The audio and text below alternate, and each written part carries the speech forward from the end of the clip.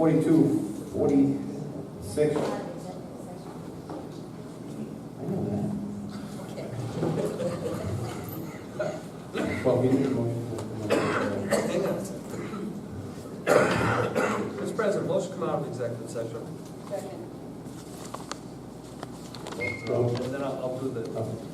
Roll call. Mrs. Bottomoli? Yes. Mr. McGee? Yes. Mrs. O'Hara? Yes. Mr. Zelinski? Yes. Mr. Biragad? Yes. Mr. President, I'd like to, not make a motion, just inform the folks that under executive session A, Rhode Island General Law 42-465, subsection A, subsection 2, sessions pertaining to collective bargaining or litigation, or work sessions pertaining to collective bargaining or litigation. Rockcliffe Farm Limited Liability Company versus Town of North Smithfield. Let the record show that no votes were taken to seal. I'm sorry, forgive me, yes, one vote was taken to seal the minutes. I'm so used to saying no votes were taken, actually. That's the motion. We have a second? Second. Roll call. Mrs. Bottomoli? Yes. Mr. McGee? Yes. Mrs. O'Hara? Yes. Mr. Zelinski? Yes. Mr. Biragad? Yes.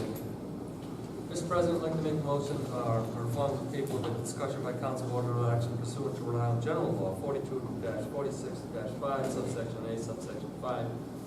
Any discussion or considerations related to the acquisition or lease of real property for public purpose or of the disposition of publicly held property where in advance public information would be detrimental to the interest of the public, in particular 27 Main Street. Please let the record show that no vote was taken into sealed minutes.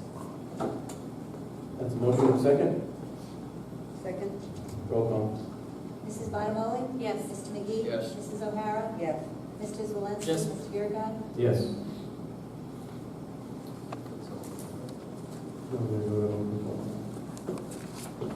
Open forum pursuant to 42-46-6. Is there anybody here who wants to serve as action? Sign sheet?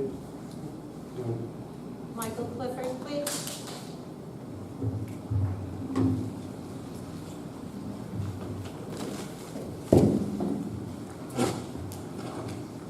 Mike Clifford, 489 Black Plain Road. Of course, I'm here to discuss the issue. And I've lived in this town all my life. I've been a taxpayer in this town for over 40 years owning property. And in that span of time, I've definitely come to the conclusion that this is a town that doesn't learn from their previous mistakes.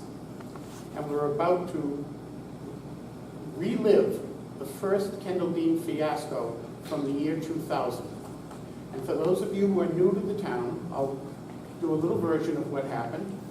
We had an $8.1 million bond for the renovation of Kendall Dean and an addition to North Smithfield Elementary School. The bids came in well over the bond amount, and there was a huge discussion at several meetings, I believe, before the town council as to what to do now, because the bond issue was supposed to cover both projects. And one councilman held firm throughout the whole discussion. And it started out, there were more in his corner at first, but slowly people were worn down into agreeing we have to move forward with the one. And they did an addition at NSES. And there was a lot of discussion about what's going to happen to Kendall Dean. How are we going to remedy Kendall Dean? Are we going to rebid? Are we going to go back to the architect and redefine the scope? Same thing that's happening here. And the only council member that hung in there was a guy named Michael LeMay. And he said, no, we told the taxpayers we were going to take care of 2 buildings, and if we have to trim down what we're going to do to those buildings, we do it to both. I don't want to go forward with just one. And, for different reasons, and correct me if I'm wrong, because Gary was on the school committee, and so was Mr. Vadney at the time when this was going on, and I think Paul was even on the building committee. But they promoted, go forward, we'll take care of this afterwards. Well, it's 18 years later, and look at Kendall Dean. So you can do the math and figure out that we never spent a penny of the balance of the money that was left after the renovations of NSES on Kendall Dean. We blew it on every other thing in the world, but we never put a penny into Kendall Dean, not to the extent that the bond called for. And their bond language was worded differently. and it gave them a little latitude. This bond language, if you check the minutes, you're going to see that the council, prior, and Paul, you were on at the time, so you must have a recollection of it, the council actually voted to adopt and accept the plan defined in the bond issue. That was the first motion. And they voted on that plan, and it included the schematics that were done by RGB, the configuration of the buildings, who was going to be in them, the whole 9 yards. Then they voted to put the question on the ballot as a referendum. So is there any question in people's mind as to what was supposed to have happened? No, it was in the referendum that they passed the first motion with defining what was supposed to happen. But we did that. We're facing the same situation today that they faced in 2000. And when the first bids came in 2016 and were over budget, we heard a lot of talk about Mr. Army didn't design a building that was in the budget. He was incompetent, he didn't design a building and come up with bid specs that were in the budget. Looks to me like the new architect did the same exact thing. Nobody's waving their hand saying, got to get rid of everybody on the building committee like you did the last time. Nobody's, to this point, made any derogatory comments about the architect like you did last time.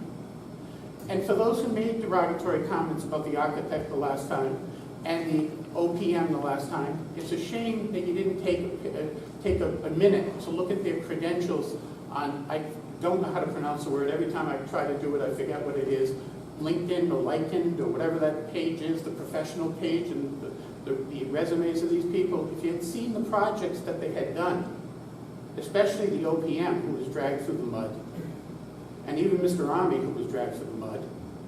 And we heard all about how the building committee was incompetent because they forgot to put in windows, which was an absolute lie.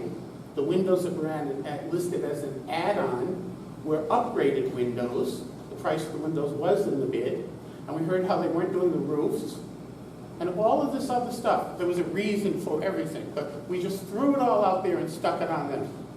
And tonight, with a building committee that has basically met behind closed doors since August 9th when I started going to the meetings and had very little public discussion. In January, they gave you a set of plans that showed the school department, superintendent, assistant superintendent in Kendall Bean. They gave you a budget at that time that said, this is the budget, this is what we're going to do. And then, lo and behold, in the 11th hour, a couple months later, different plans. They moved the EMA over to Kendall Bean. Somebody said, where's the money for the antenna? Oh, it's in the budget. Really? How was it in the budget? Because the budget was done in January, when the plans showed EMA still at municipal lands. So were they psychic? Did they know something was happening? I've looked at that budget, and the night you were ready to vote on the motion to accept the last proposal, I think I spoke up when you were getting ready to vote on it and said, point of order. Do you even have a budget in front of you? And Paul, you said, no, we don't, and I'm going to table that we wait until February 5th and have a new meeting and get the budget. Then it was promised that the budget would be on the website with the whole report a week in advance, and of course that didn't happen. We didn't want anybody to see the budget to take it apart before the meeting. That would be, then we'd be able to point out things. So you voted to go forward. Plans are all different, the whole thing has changed, and I've gone to the meetings, and I've looked in for what parts there were that were in open session. And if you held the gun to my head, and I guess that's one way to get rid of me and stop me from coming up here, and said, tell me what's going to be in this building, I'd say, shoot, I don't think I have a real clue, because it's changed so many times, and there's been no public discussion of anything meaningful. And any documents that are out, that budget, that's part of it, I'd like to see the breakdown of what's going to be in there and what's not going to be in there. I know one thing, they're budgeting $100,000 for furniture, and the PBIC had $300,000. I can just see catastrophe coming. Going back to what happened in 2000, from the minutes I read, it looked like there were a lot of change orders for that addition to NSES. And they didn't spend what they thought the bid was going to, what they thought they'd have to. There were change orders. Need a new roof, need this, need that. I went to the meeting the other night when they discussed the bids. John, you were there. 1 minute, people are saying there won't be any change orders. We told them not to. In the second meeting, Mr. Sakosha is saying, well, we have to keep that contingency money there for the change orders. You know, my question would be, this guy is the low bidder. Does anybody know if this low bidder has a history of bidding low on the base price and then hitting the municipality with change orders all the way? I'd like to know the answer to that. I'd like to know if you researched that. You've never even met with the architect at this point to go over those bids and discuss them.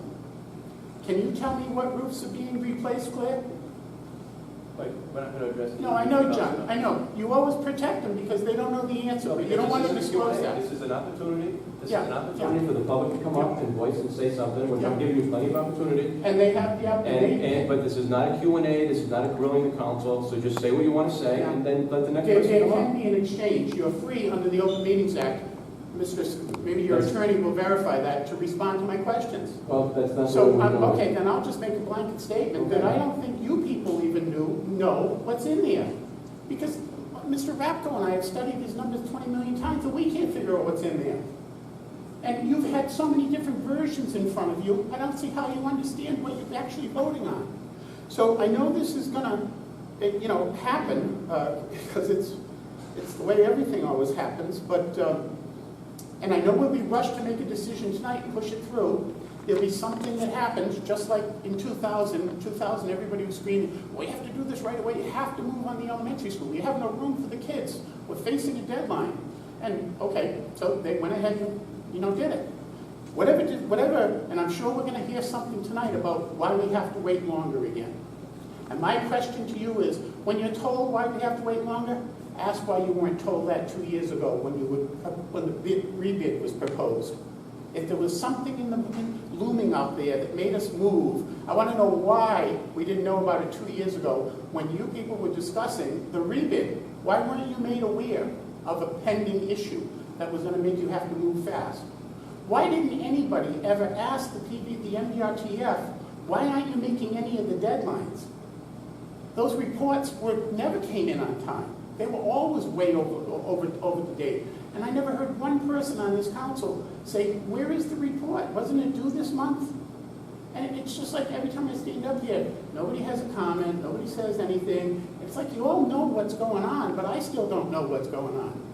And I've been to all the meetings. So I don't know how you're absorbing this information or making new judgments because you don't have a lot of information in front of you. And Claire, when they were talking about the superintendent moving out of the building, you asked a question. Wait a minute, can I finish? You asked a question and you said, I want to know why. And the answer was, we don't have the money, it's not in the budget. Well, it was in the budget in January when they showed you the maps and the configuration of the building and the superintendent's office were in there and the budget was presented to you. So how is that a valid line to use 2 months later? And you heard the architect at the public hearing in January of last year say outright, we never tried to design a building that had all the offices of the school department in the Kendall Dean building. They never tried it. He said it. It's on YouTube. You can't deny it. So, this whole thing has taken a path because I don't know who's pushing it along. I can hazard my guesses. But you're about to make the same mistake that council made in 2000. And we've learned nothing by it. Second part is, nobody seems to be concerned about the schools and let the superintendent stay in classroom space. We all discussed it in the January meeting. We're very happy. He was interviewed in the first year of the MDRTF, and he told them what he wanted. 2 buildings don't work. My staff needs to be in 1 building. It's right in their minutes. Look it up. And what did we give him? Somebody on the first time, somebody at the business office is on the 2nd floor, him in the basement. He said in the meeting minutes, I need to be close proximity. Now, you got, allegedly, and I don't even believe it at this point, a smattering of 2 or 3 or, up to 5, Mr. Vagney said, bookkeeping people from the school department in the Kendall Dean building. But I went to the school committee meeting the next night and they know nothing about it and said nobody's going. You had Jim Lombardi yesterday in the Valley Breeze saying, in the comment section, going back and forth with me, and he said, I'm going to ask for a joint meeting with the council to discuss where we should go and what would be best for the town. You guys are gonna make a decision tonight. Designs are all done. This whole thing is like, it's just unbelievable backwards. But let's get back to the schools, and nobody has a concern with the I schools. did give you 45 minutes the other night, but I'm not giving you 45 minutes. Oh, I'm sure you're not. I'm sure. Oh, Mike, you know what, I'm very fair to you, and you never give me the credit No. for it, all right? I let you speak and speak, so just wrap it up. Yeah, okay, so you've made the decision, nobody's concerned about the schools. The question that the school building committee chose, the option that they chose for reconfiguration, as soon as that four-room addition is on NSES, at the numbers that I saw that evening when they took that vote, it's going to be at maximum capacity. The middle school is going to be a handful of students under capacity. So how are you going to, what's going to happen if Rankin Path comes in and you do have an influx of all these projections? There's no room for anybody, and you'll be forcing us to build something for classroom space while the superintendent is occupying classroom space. Or blowing out the back of the Kendall Andrews School like the architect did the preliminary designs for. You've not looked at the revenue picture of the town. I really wish you would look at that before you made a choice tonight. I want to know what next year's taxes are going to be. Because as I look at everything that's on the table now, I'm saying we're getting hit with a 4% increase from now on.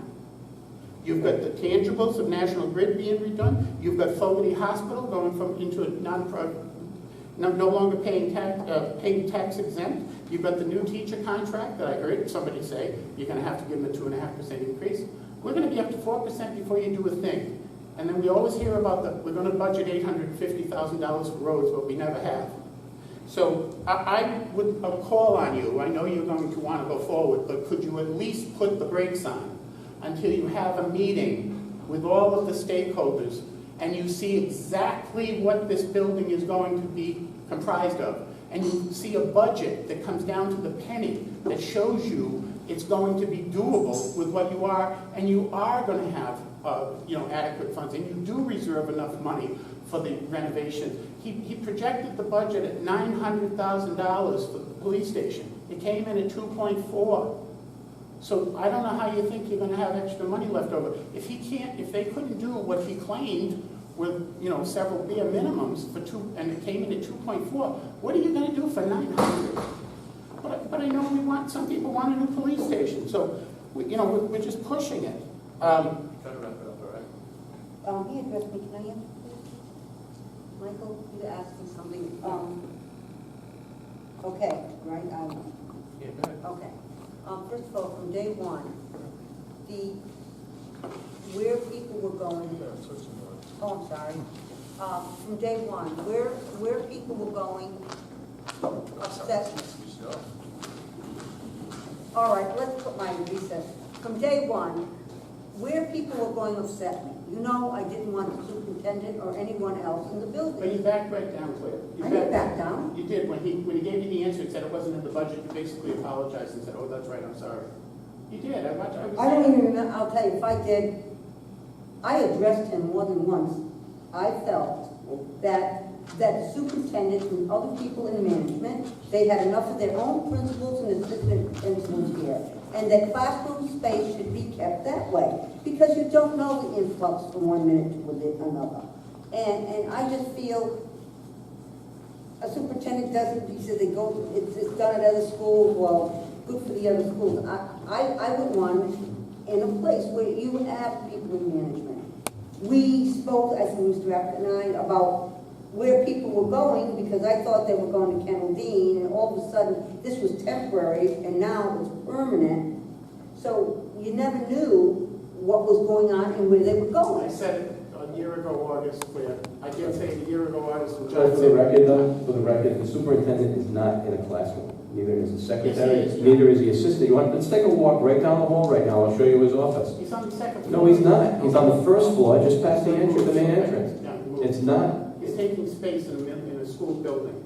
No, that's not what you said. You said he's taking up a He classroom. was He's taking not taking up a space last classroom. year. He was taking The two classroom spaces. He's not in a classroom. He's not in a classroom. He's in an area of the school that never was a Does classroom. that give you the right to negate Well, the now you're will of the backpedaling. people? He's not in a classroom. The people were told that was going to be a consolidated I'm just setting the building. record straight. You both say you both Shut thought it you into school. both talking about him being in a classroom, he's not in a I classroom. don't care where he is in this building. The point is, the voters approved a bond referendum, myself being one of them, to put everybody under one roof and shutter Andrews School. That's not gonna happen, that's obvious. So I would have never voted for this bond, and I think there's a ton of other people in this town who wouldn't have either if we had been told what really was gonna happen and that people came into the picture and had a better idea. I'm sick of people coming in and having a better idea. How about we do what the voters approve of? Or how about if we do change it, we put it on a ballot again and let the voters decide it? It's undermining. But I'm gonna go back to one last thought here. You presented a $5 million budget in January. And when they reviewed the figures the other day, they used that same $5 million start space coming down to 4.4. It seems to me that in January, I challenged those numbers that the business manager was reciting and said, excuse me, but I think there's some unpaid invoices from Secosha that still have to be deducted from this. And I challenged the interest you were crediting to that account rather than the general fund of the town. And since then, I think you might have probably spent another $100,000 because you contracted with Secosha to do the bid specs for 85. You've had asbestos testing done in there, and you paid lawyers. So it's laughable. Last week we're looking at a budget that says $5 million, and I'm saying, where are they getting $5 million? You're saying we haven't spent a penny since January of last year? Maybe you earned some interest, but that interest isn't even supposed to be going to you. It's supposed to be going to the town's fund balance to pay the bond payments, to give us a little relief as taxpayers. I just wish I think many people in this town are prosperous, but there are a lot of elderly people in this town who aren't that fortunate today. They're no longer working and can work extra hours to make up the shortage of money that they pay for the extra taxes. It'd be nice if we had some consideration and thought for them. And I'm not seeing a lot of that these days. I was at one meeting with the council president, and I heard the elderly mocked in a pathetic and sick way. I was embarrassed that the comment was made, and I was embarrassed that nobody on this council stood up and said something.